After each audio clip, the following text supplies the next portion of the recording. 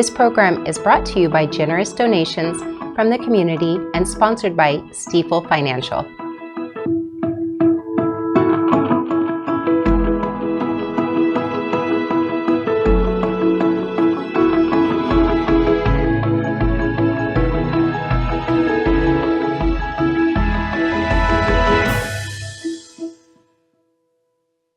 Good evening. My name is Lynn Forbes, your host for tonight's edition of Nevada County Now.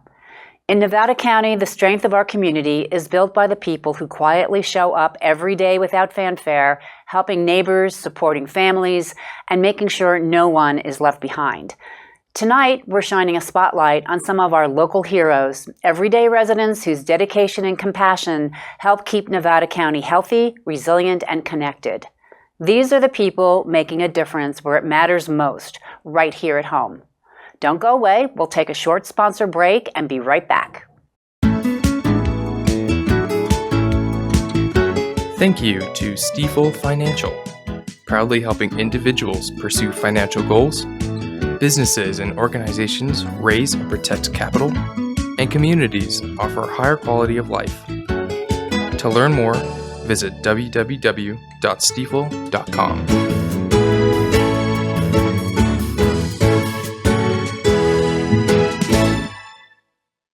Gil Matthew is a longtime community leader and executive director of the Nevada County Economic Resource Council.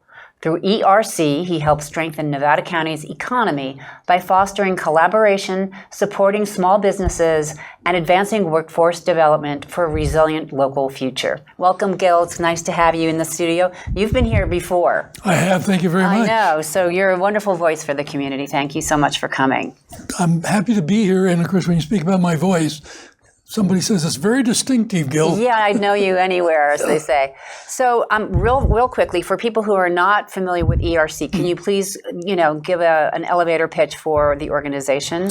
The Economic Resource Council is an economic development corporation assisting entrepreneurs with building businesses right here in Nevada County.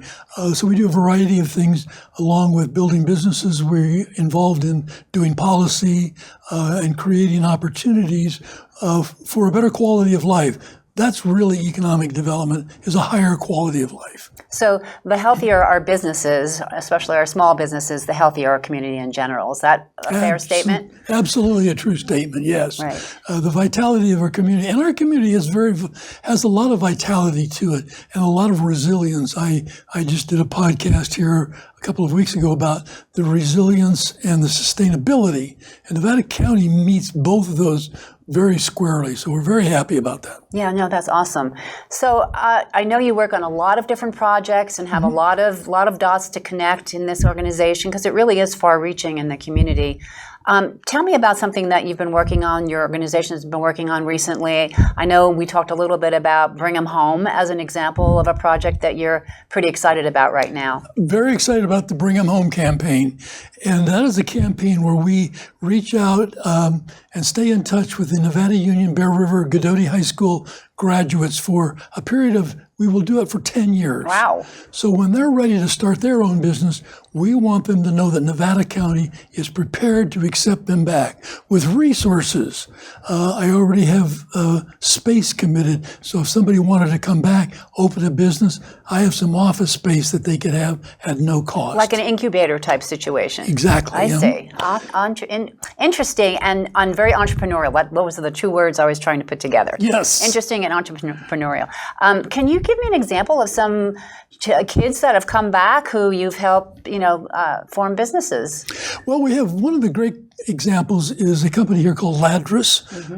That was Leo Zellman. He was a graduate of Nevada Union, went off to Berkeley and got a degree in math, and started Ladris, which was a company that utilized AI to build evacuation policies.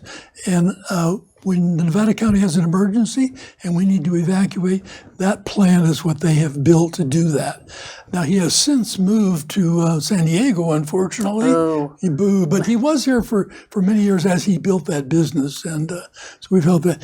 And The Bring 'em Home campaign really has only been going for about 6 months right now, but I have a wonderful intern helping me on that, Allie Crook, who is a graduate of Nevada Union. Okay. And so she is volunteering time and effort to put that program together for us. In what way do you maintain contact with the graduates? Do you write emails? How? Any and all. We know that demographic uses social media. Of course. Email is a bit of a problem for that group.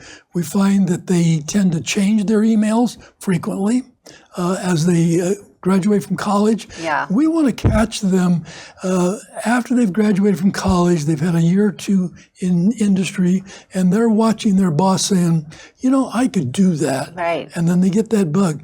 And we want to be in contact with them 4 times a year, letting them know there's resources here and help for them when they're ready. So when they get an idea, it's not going to be just in a vacuum. They will know there's someone here. And we can bring resources to bear if they need financing, if they need coaching. Experience, yes. Experience. Business experience, right. Sure. We have a really rich population of retirees here, yes. all willing to assist young entrepreneurs. And some of those retirees would be very happy that their children are moving back to Nevada County, I'm sure. Almost all of them, although I was talking with a group a few months ago, talking about the Bring 'em Home campaign, and somebody raised his hand and he said, well, when you say bring them home, I don't want them sleeping on my couch. I don't really want them home. Yeah, I don't want them home. So we recognize that, and we recognize that the housing is going to be a bit of an issue. I was going to ask you about that. So in order for them to thrive here, obviously they need to be able to live and raise families and so on. So one of the interesting facts about Nevada County is that we have a lot of empty bedrooms. We have a lot of retired or semi-retired people that could use a youthful person around their home. So we're working on a project to find those bedrooms that we can partner with a young entrepreneur or a new RN that's moving to town, something like that, because there are retired people who could use a helping hand taking that big container of trash to the curb every week, yes. who could help them around the house, could put the Christmas tree lights up and do those kinds of things in exchange for housing. What a wonderful idea. Yeah, so You're full of ideas. We are full of ideas, and action is much more important than ideas. Of course, you're making it happen. Yeah, we hope so. That's fantastic. Well, thank you for coming. I hope that this revamp program is successful and thrives, and we'd love to have you back and hear more about it. I'd love to come back next year and give you an update on how much success we've had. Please do. I can't wait. Okay. All right. Merry Christmas. Thank you. Merry Christmas to you. Thank you. Don't go away. We'll take a short commercial break, and we'll be right back. In the heart of California's Sierra Nevada foothills, Nevada County isn't just a place to live, it's a community to thrive in. At the Nevada County Economic Resource Council, we're committed to supporting our local businesses, fostering innovation, and creating opportunities for entrepreneurs to grow. Whether you're starting a new venture or expanding an existing one, the Nevada County ERC provides the resources, guidance, and connections you need to succeed. Your success, our mission. Join us today and be a part of Nevada County's bright future. Visit ncerc.org and let's grow together. We're pleased to welcome Brad Peceimer back to our studios. Over the years, Brad has exemplified the spirit of giving, donating his time and repair skills to help folks in need, quietly fixing, rebuilding, and lending a hand to hundreds of Nevada County residents. Welcome, Brad. Thank you. I can never get your last name right. I'm so sorry. That's all right. Peceimer. I'm going to dream about that. It's just, I don't know, I have a mental block. So welcome back to the studio. It's nice to see you. So you are well known in the county for doing amazing things for people, such as rehabbing trailers and RVs for people who need places to live, repairing water heaters for people who need water heaters and new water heaters in their homes. Can you tell us just a little bit about that, and then we'll go into some of your Christmas projects? Sure. I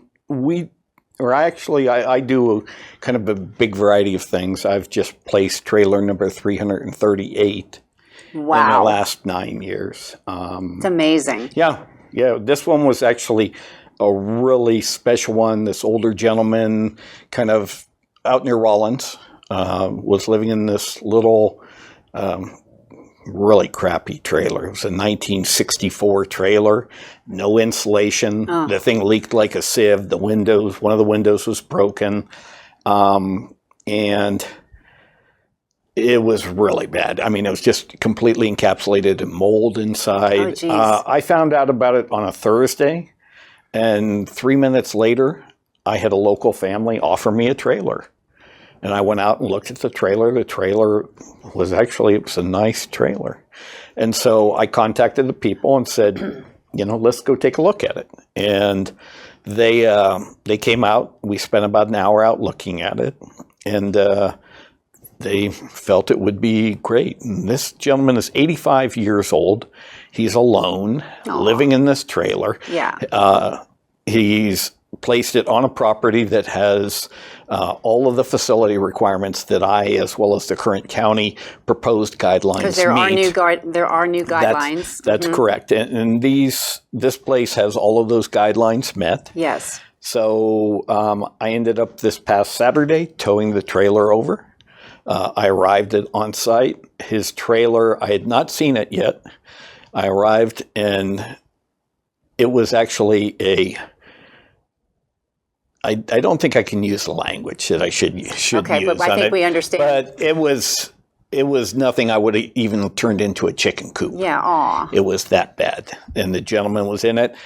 He said to me, he couldn't understand why I was there. He said, people don't do this for others. And I kind of, I do. But he just said, people don't do this. People don't do this. And he must have said that to me 30 times. We ended up pulling out his old trailer, moving it off on another section of the property, sliding this new trailer in. I'd unfortunately left the keys sitting on my office desk for the new trailer. Because you were so excited. And I had about 30 other things going on that day. So I said to him, I'll get back to you tonight. And he said, okay.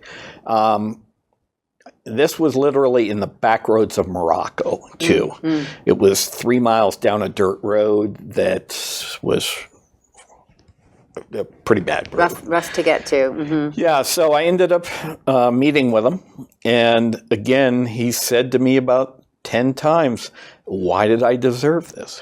He just couldn't understand that somebody would do something like this for him, as nobody ever has. Yes. And he's been living on his own. He's got his one cat who's living in the trailer, and he just said to me, last winter I almost froze in my trailer. He said I got up and my ears had, I didn't have them covered, and he had some issues with the tips on his ears.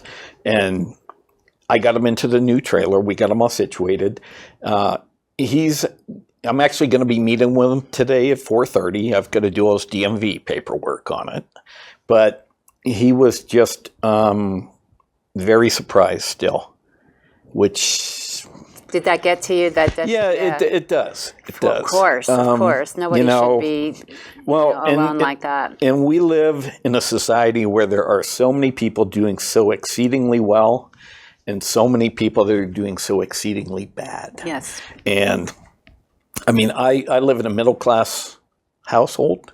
I have a job. I have an engineering job where I work, my normal engineering hours. And, but there's just so many people on the bottom of life's ladder right now that have just been kicked down a couple rungs and are virtually at the bottom of that ladder. Yeah.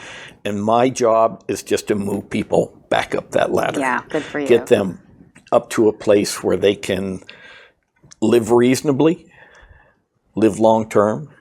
I don't want to get people into something that 2 weeks afterwards they've got to relocate. That's part of what I do is I make sure that this is going to be a long-term commitment for them, so that suddenly 2 weeks later they're not going, I got to find a new place for the trailer. I don't I don't subscribe to that type of thinking. Well, what an incredible Christmas present for that man. That's amazing. Yeah. On the other side of the spectrum, we have this older man. Then we have some little ones you're helping out right now too, Yeah. or remotely helping. Can you talk about that project? Every year, I can't even remember how long we've been doing this, but we get about 10 of us together. Who's we? Oh, I say friends and Yeah, they're just mainly friends and people I meet through Facebook. I do a lot of things through one or two kind of Facebook sites. I've seen you on Nevada County Peeps. That's the one that I mainly use. Right. But I also do Grass Valley Peeps. I do Nevada City Peeps. And then I do the North San Juan, the Community Ridge site. And I also do stuff on Lake Wildwood and Lake of the Pines sites occasionally, and Alta Sierra. But the thing is that I just try to help people out of simple stuff, whether it be, some 94-year-old woman who calls me at 2 o'clock in the morning because she tripped and fell over in her bathroom and hit her head because the lights weren't working in her bathroom. And I'll go over, I'll get her situated, and I'll change out the light switch. I'll change out whatever needs to be fixed. Things she couldn't do for herself, but are simple for someone who knows what they're doing. Exactly. And I mean, this isn't rocket science. Right. This is just simple things. Takes a little bit of effort. And I mean, this woman lives on, I think, $600 a month. Right. She owns the house they've been in for 50, 60 years.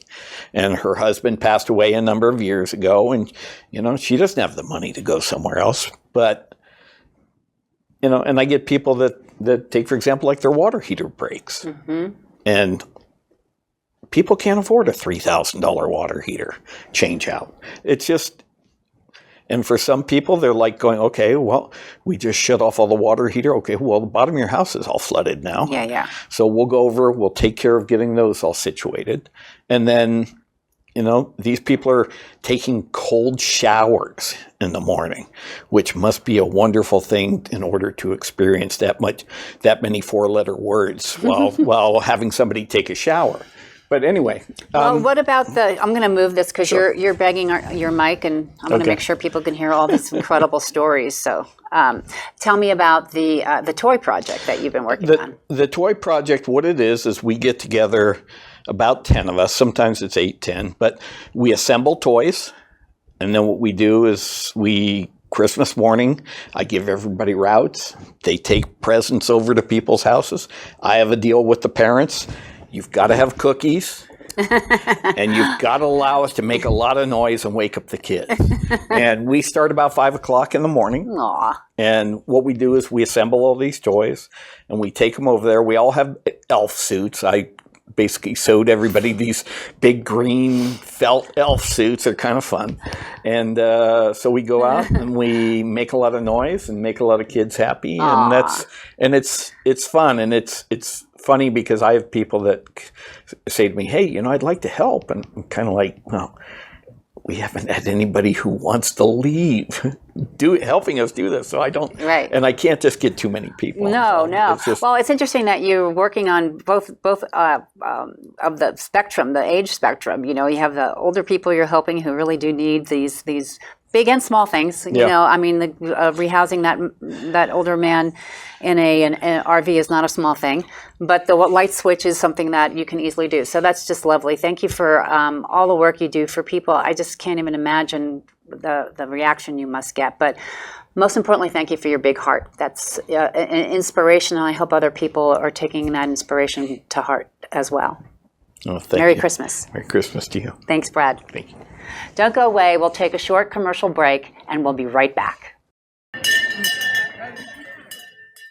In the heart of Grass Valley, there's a special tradition that brings the entire community together. A tradition built on generosity, unity, and the spirit of giving. It's a day like no other.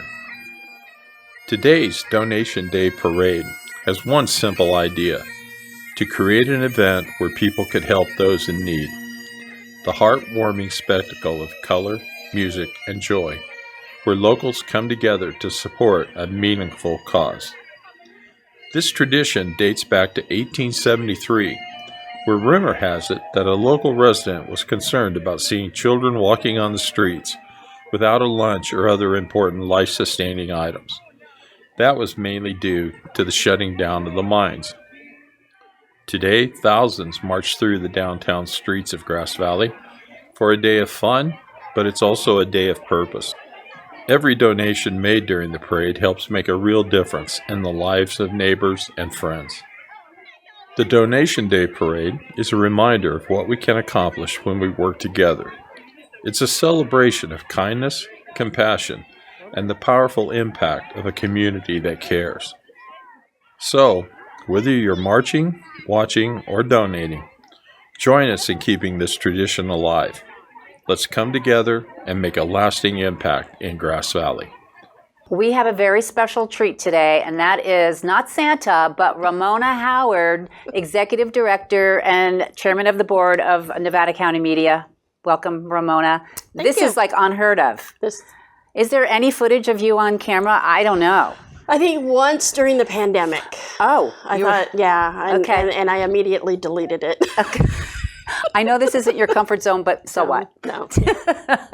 You know, it's the end of the year. What a year for Nevada County Media. There's been so many wonderful projects that have worked and some that have not worked, and we roll along. You are the brainchild behind Nevada County Now, and a lot of really cool projects coming up. So can you give me your couple of favorite projects, moments of the year? And then we'll talk about what's, coming up for the new year. It's hard to say a favorite. This is not my wheelhouse. Television is not my wheelhouse. I come from feature film. Yeah. So anytime we can accomplish something and it looks good and it works and we got great people in the mix and we have fun doing it, kudos. Yeah. Yeah. And this was a big undertaking project. When we first started it, we were doing news 5 days a week. That was a lot. And we were doing, 7 or 8 stories, and then a lot of different hosts. 3 to 5 different people coming on, Yes. and I don't know how many hosts, but it was to get everybody trained up as quickly as we could. Yeah. And then it was like, okay, now let's settle into something, and I'm looking forward to 2026 and what we can do with this now, because it is all about the community. Right. Yeah, you're You're very tapped into what's going on. You're sort of like the ears to the ground person in Nevada County, I think. Among them. You're among them. I get some weird phone calls. Yeah. Why are they calling me? Right. And you listen. I have nothing to do with that. That's great. What about coming up in the new year? Anything you want to point out? There's like 4 major things that we're doing in 2026, and I wouldn't say it's necessarily new stuff. It's just finally getting to that point with the stuff we've been doing. Launching our film school. That's very exciting. Cultivating our local acting community for camera. We have a ton of onstage actors, so cultivating them for on camera. Yes. So that's part of it. We have a bunch of other workshops. We are rolling out an all access pass. So basically you buy one time and you can come to all of our workshops, all of our activities. And we moved all of our workshops to all hands-on stuff. So this is like podcasting. We're actually doing podcasts. Right. It's not so much the lecture of how to do. We've said, here's all the material. You read all of that. You show up and we're going to do. We have that launching. We've got some big changes with this program. And there's another one in there and I can't remember. That's okay, but that's a lot. We'll talk about it as time goes on. But to an even more important topic, what are your favorite memories from Christmas as a child? Well, I'm a December baby. Oh. My birthday was Saturday. Yes, happy birthday. So I get that added benefit of, just go pick a present under the tree for my birthday gift. Ouch. It was kind of a bummer growing up. But you were the present. But, you were the special Christmas present. I mean, I had a good childhood. Can I tell you one of my, I don't know if it's a favorite. I mean, it is a favorite, but I don't know if it's the only, but Christmas memory was, I grew up in New Jersey and my mom, it was cold and wintry and snowy out. And my mom had laundry out on the clothesline. Yes? Yeah, because I lived on the East Coast. So she was pulling in the laundry, and a bird had tucked itself into whatever item of clothing or whatever. So the bird came into our house and flew around and landed in our Christmas tree. I know. I thought you were going to say the laundry was frozen stiff on the line. That too. Yeah. No, but the poor little thing. So it took my father a few days to try to coax it out of the tree without hurting it. Oh, but, wow. So we had a Christmas bird in our tree. That is very cool. I guess so that's cool? better than a Christmas squirrel. Oh, that would have been bad. That's like, like like Christmas vacation. But yeah, Christmas was a big deal. Yeah, spending time with the family and going tobogganing and just everything about the holidays. You loved it. Where did you grow up? I don't even know. I'm a Bay Area girl, okay. but I lived on the East Coast. My mom's from the East Coast, so I lived on the East Coast when I was younger. And now with our grandchildren, you have a little 3-year-old, I have a 2-year-old, and 1-year-old grandchildren. He's a handful. Christmas is another story altogether. Sing it through his eyes. I go to bed at like 6 o'clock because can't keep up. Tires you out. Mr. Fix-It. Mr. Fix-It. Yeah, that's his name. Yeah, he's adorable.